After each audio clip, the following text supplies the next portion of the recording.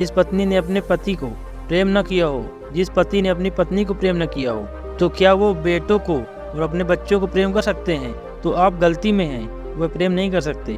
पत्नी उसी मात्रा में बेटे को प्रेम करेगी जिस मात्रा में उसने अपने पति को प्रेम किया है, क्योंकि यह बेटा पति का ही फल है, उसका ही प्रतिफल है, उसका ही रिफ्लेक्शन है।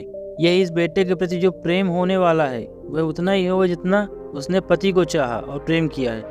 यह पति की ही मूर्ति है जो फिर नई होकर वापस लौट आई है। अगर पति के प्रति प्रेम नहीं है तो बेटे के प्रति प्रेम सच्चा कभी भी नहीं हो सकता।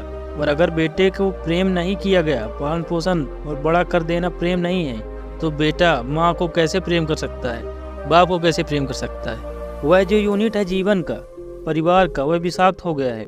सेक्स को दूषित कहने से, रोकने से, निंदित करने से, और परिवार ही फैल कर पूरा जगत है, पूरा विश्व है। और फिर हम कहते हैं कि प्रेम बिल्कुल दिखाई नहीं पड़ता।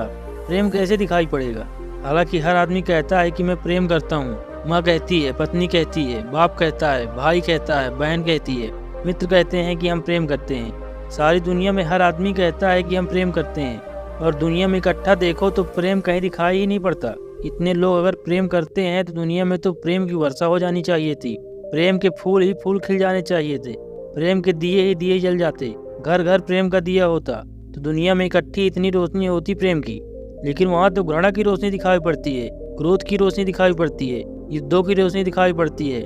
प्रेम का तो कोई पता ही नहीं है। झूठी है यह बात, और यह झूठ जब तक हम मानते चले जाएंगे तब तक सत्य की दिशा में खोज भी नहीं हो सकती। कोई किसी को प्रेम नहीं कर सकता, और जब तक काम से परिपूर्ण आत्मा से स्वीकार नहीं मिलती तब तक कोई किसी को प्रेम करना भी चाहे तो नहीं कर सकता।